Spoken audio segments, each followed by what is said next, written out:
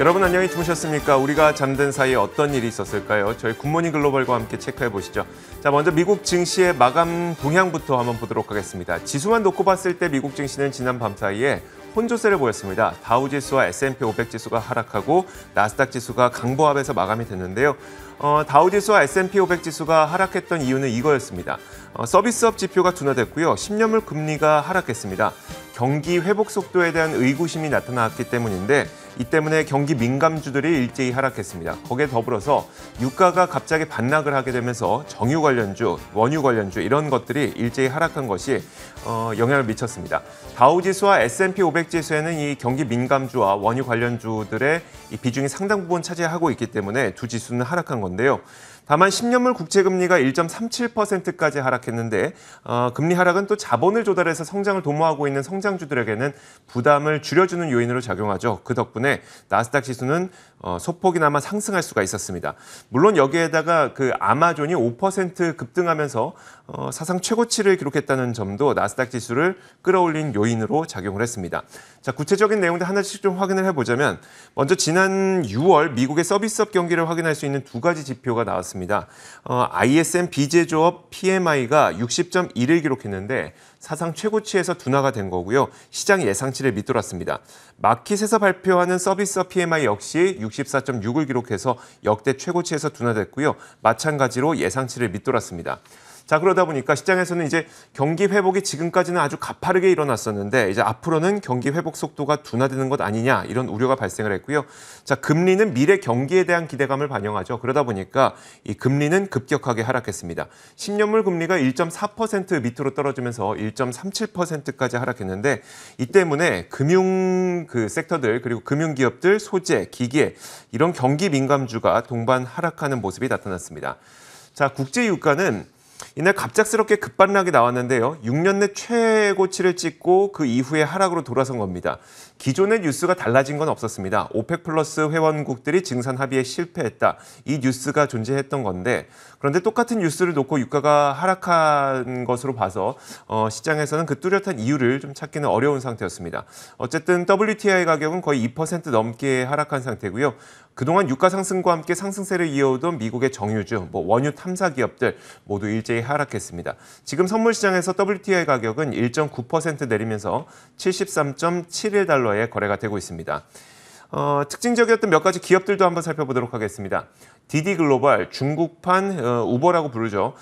디디글로벌이 중국 앱스토어에서 삭제되는 등 규제 이슈에 연일 하락세를 보이고 있는데요. 지난 밤 사이에는 19%까지 낙폭이 더 커졌습니다. 12달러 정도 선으로 굉장히 큰 폭의 하락을 기록했습니다. 자, 그런데 디디글로벌뿐만 아니라 뉴욕에 상장되어 있는 중국 기업들이 일제히 급락하는 모습이 나타났는데 텐센트 뮤직이 6.8% 하락했고요. 바이두가 4.9%, 풀트럭 얼라이언스가 6.68%, 또 보스지핀이라고 하는 인력 채용 플랫폼을 운영하고 있는 칸준이라는 기업도 중국 기업인데 미국이 상장되어 있습니다. 이 기업 역시 15%나 급락했습니다. 그러니까 중국의 규제 이슈가 불거지게 되면서 뉴욕에 상장된 중국 기업들이 일제히 급락하고 있는 그런 모습이 나타나고 있습니다. 알리바바 역시 2% 넘게 빠졌습니다. 자, 아마존은 펜타곤 제다이 프로젝트의 멀티벤더로 참여할 수 있다는 가능성이 열리게 되면서 4.7% 올랐는데요. 잠시 후에 이 내용은 저희가 애프터마켓을 통해서 정리해드리도록 하겠습니다. 자, 3M도 보겠습니다. 3M이 갖고 있는 부채 이슈, 또 법적 이슈로 인해서 밸류에이션을 높게 줄 수 없다는 크레딧 스위스의 평가가 나왔습니다. 그러면서 크레딧 스위스에서는 투자 의견을 중립으로 하향 조정했는데요. 1.5% 내렸습니다. 애플은 JP모건에서 목표 주가를 165달러에서 170달러로 상향 조정을 했는데 JP모건은 그러면서 다시 애플의 주식을 사기 시작했다라고 덧붙이기도 했습니다. 특히 JP모건에서는 애플은 전통적으로 7월부터 9월까지 시장보다 아웃퍼폼하는 경향이 있다는 말도 덧붙였는데요. 그러면서 애플의 주가는 약 1.5% 올랐습니다. 자, 마지막으로 금 가격도 한번 살펴보도록 하겠습니다. 자, 금 가격은 앞서 말씀드렸던 것처럼 경기 회복 속도가 둔화되는 것 아니냐는 그 우려감 때문에 금리가 하락하게 되자 금 가격은 반대로 상승했습니다. 금리 하락에 1,800달러 돌파도 좀 시도하기도 했었는데 지금은 1,800달러 약간 아래쪽에서 움직이고 있습니다. 0.76% 오르면서 1,796.9달러에 현재 거래가 되고 있습니다. 자, 이렇게 시장 전반적인 움직임 살펴봤습니다. 애프터마켓 통해서 분석 내려보도록 하겠습니다.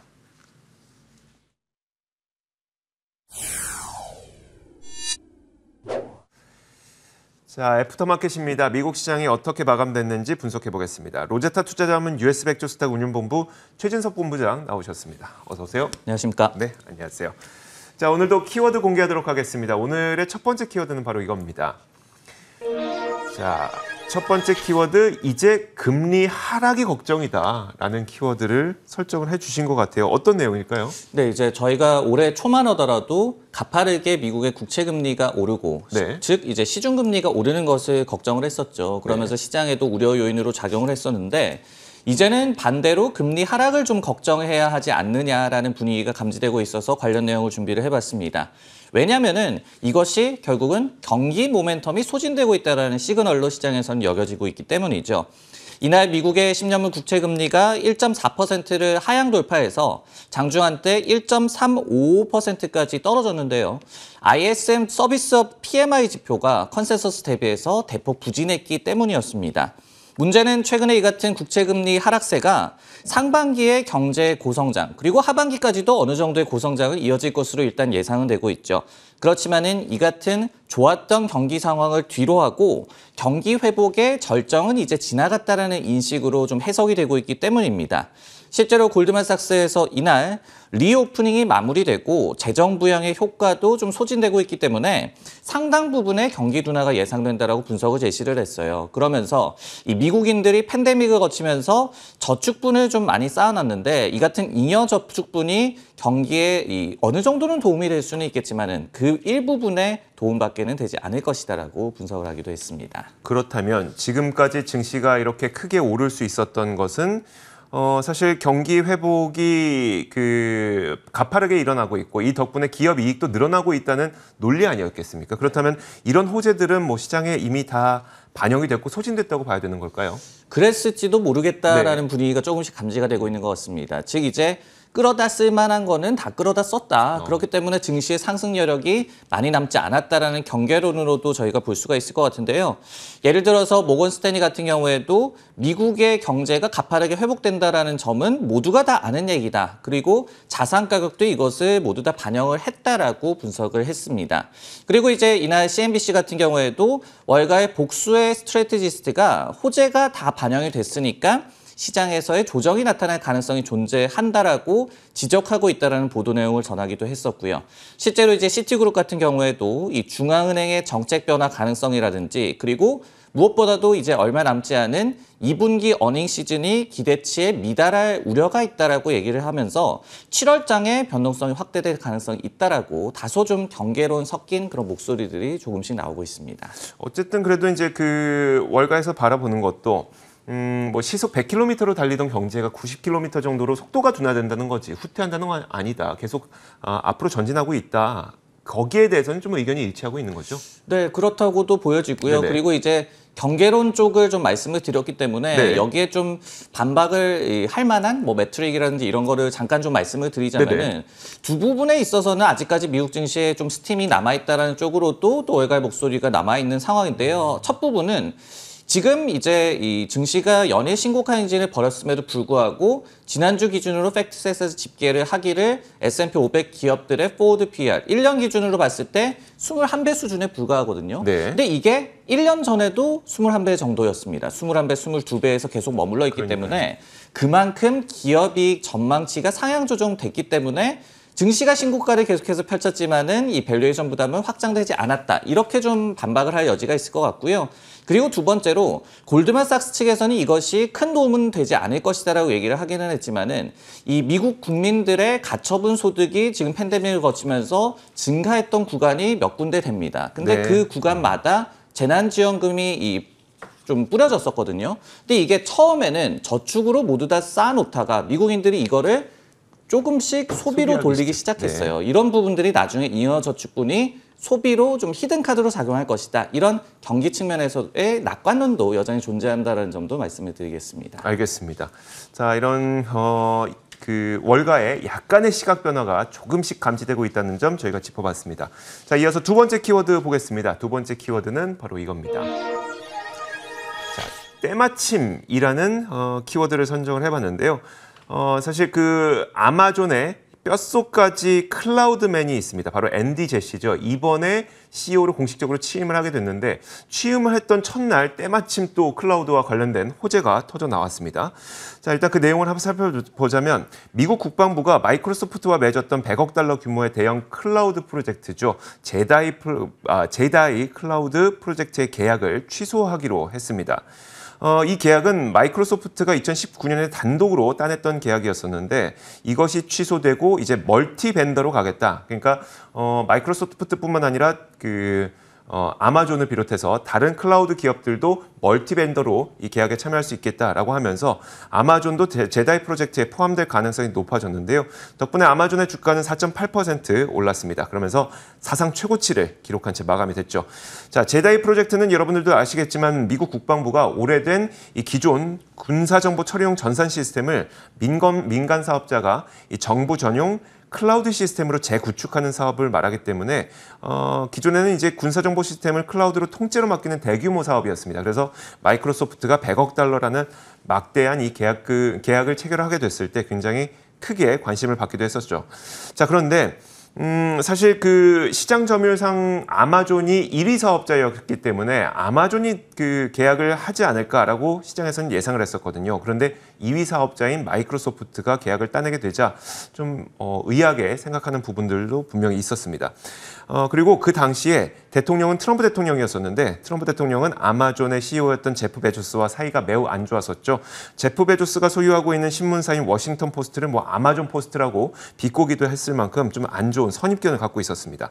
자, 그래서 아마존은 마이크로소프트가 계약을 따낸 것이 백악관의 입김이나 편견이 개입된 것 아니냐 이런 의혹을 제기하기도 했었고 실제로 그 이후에 법적 분쟁까지 갔었는데 그만큼 꼭 따내야만 하는 중요한 계약이었다는 것을 증명하는 거기도 합니다.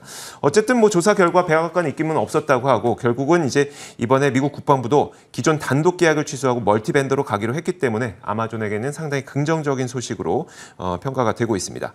자, 이제 그 아마존이 제다이 프로젝트에 참여할 길이 열리게 된 거예요. 여기에 대한 월간 평가는 어떨까요? 일단 아직까지 여기와 관련해서 뚜렷하게 IB 의견은 제시된 게 없는 것 같더라고요. 네. 근데 이제 양사의 그리고 언론의 좀 반응을 종합해 본다면은 일단은 아마존 측에서는 이번 국방부의 결정은 존중을 한다라고 얘기를 하면서 당초 계약 또한 각 이 제안의 실제 메리트보다는 외부 압력의 결과였다라고 얘기를 하면서 다소 좀 뒷그리는 그런 모습을 보여줬는데 로이터 통신 같은 경우에도 이번에 바이든 행정부 하에서라는 문구를 이제 굳이 좀 집어넣으면서 이번에 국방부가 이번 발표를 했다라고 얘기를 했습니다. 즉 시장에서는 여전히 이제 트럼프의 입김이 조금은 작용을 했었다라고 좀 생각을 하고 있는 것 같고요. 그리고 이제 좀 오늘 의아한 시장의 움직임이라고도 볼 수가 있을 것 같습니다. 이날에 마이크로소프트의 주가 흐름이 물론 이 소식이 지나고 나서 이 일중 흐름으로 봤을 때 좀 꺾이기는 했습니다. 하지만은 좀 선방하는 나쁘지 않은 그런 흐름으로 결국은 마감이 됐죠. 결국은 여전히 프로젝트에 마이크로소프트도 참여를 할 수가 있다. 그리고 이번에 계약을 해지하게 된다면은 비용에 대한 보상도 받을 수 있다. 이런 인식이 일단은 좀 작용을 한 것 같고요. 그리고 당초에도 마이크로소프트가 단독 사업자로 결정이 됐을 때도 이게 꼭 따내야 하는 그런 계약이 아니라 2위 사업자이기 때문에 보너스 개념으로 좀 인식이 됐었거든요. 그렇기 때문에 마이크로소프트 입장에서도 어느 재나 손해볼 건 없다. 이렇게 네네. 좀 시장에서는 인식을 하고 있는 것 같습니다. 악재로 작용할 수 있는 마이크로소프트도 그렇게 큰 악재는 아니었었고 호재로 작용할 수 있는 아마존에게는 대형 호재이고 굉장히 좀 특이한 이슈이기도 하네요. 좋습니다. 자, 이렇게 두 번째 이슈까지 살펴봤고요. 세 번째 키워드 화면으로 공개하겠습니다. 만나보시죠. 자, 세 번째 키워드는 바로 이겁니다. 행운의 숫자 13. 이라고 하면서 물음표를 달아주셨어요. 어떤 의미일까요? 이제 서양에서는 13이 대표적인 불길한 숫자잖아요. 13일의 금요일. 맞습니다. 네. 근데 이제 애플에게는 이게 과연 이제 행운의 숫자가 될까? 이 부분에 대해서 좀 짚어드릴까 하는데 결국은 이제 아이폰 13의 모멘텀을 주시한 투자 의견이 나와서 소개를 해드릴까 합니다. 이날 JP모건에서 비중 확대 의견을 유지하면서 목표 주가를 165달러에서 170달러로 상향 조정을 했습니다. 그래서 오늘의 상승분을 감안을 하더라도 약 한 20% 정도의 추가적인 업사이드를 점쳤는데요. 이 무엇보다도 아이폰 13 출시가 그간의 애플의 이 주가 언더퍼폼의 반전 역할을 할 것이다라고 분석을 했습니다. 아이폰 12의 추가적인 뭐 판매 업사이드, 그리고 신제품 출시를 앞둔 통상적인 7월에서 9월의 이 주가 상승 경향, 그리고 세 번째로 지금 낮은 아이폰 13 기대치, 이 세 가지를 얘기를 하면서 JP모건에서는 하반기에 애플의 주가 퍼포먼스가 기대된다라고 얘기를 했는데요. 특히 이제 마지막 모멘텀에 주목을 했습니다. 즉 시장이 아이폰 13에 대해서 큰 기대를 하지 않고 있기 때문에 예상 밖의 업사이드가 클 수가 있다라는 분석이었고요. 실제로 JP모건에서는 FY 2022, 그러니까 내년도 9월에 끝나는 회계 연도에 아이폰 판매가 2.26억대에 달할 것으로 예상을 해서 지금 컨센서스인 2.1억대에서 2.15억대 대비해서 더욱더 공격적인 이런 전망치를 내놓기도 했습니다. 알겠습니다. 사실 애플은 상반기의 주가를 놓고 보면 거의 보합 수준으로 다른 종목에 비해서 크게 못 올랐었는데 분석대로라면 지금이 투자 적기이냐 혹은 여기에서 이제 아이폰 13과 관련해서 추가적으로 나온 정보들 뭐 이런 것들이 있을까요? 일단 JP모건의 분석에 따르자면은 네. 지금이 뭐 들어갈 타이밍이다라고도 볼 수가 있겠죠. 근데 우리가 아이폰 13을 그래도 좀 더 많이 알아야 뭐 투자에 대해서 좀 생각을 해볼 텐데, 그래서 지금까지 좀 나왔던 주요 정보를 한번 추려봤습니다. 네. 일단은 처음에는 아이폰 13, 이 13이라는 숫자를 그대로 쓸지도 사실은 관심이었습니다. 서양에서 좀 불길하기 때문에 다른 이름을 이제 갖다 쓰지 않을까라는 루머도 있었는데요. 하지만은 애플 인사이더 등의 매체에 따르면은 아이폰 13이라는 타이틀을 그대로 쓸 것으로 예상이 되고 있고요. 미니라든지 프로, 그리고 프로 맥스 등의 이 제품군의 분류도 그대로 유지할 것으로 전망이 되고 있습니다. 그리고 이제 애플 전문 매체 맥 루머스 등에 따르더라도 가격이라든지 디자인에서는 큰 변동이 없을 것으로 예상되는 한편, 카메라라든지 배터리, 그리고 메모리 등에서의 기능 개선이 중점이 될 것으로 예상이 되고 있습니다. 특히 이제 이번에 아이폰으로 에어팟을 충전하는 것이 가능한 무선 배터리 공유 기능이 탑재될 것이다라는 설이 나타나고 있고요. 네. 그리고 이제 신제품 공개 이벤트 같은 경우에는 물론 날짜가 아직까지 확정된 것은 아니지만은 9월 14일 정도에 이제 이벤트가 있을 것이다라는 루머가 시장에서는 계속해서 나오고 있습니다. 알겠습니다. 자, 저희가 세 가지 이슈 키워드를 통해서 분석을 해봤습니다. 지금까지 로제타 투자자문 최진석 본부장과 함께 이야기 나눠봤습니다. 고맙습니다.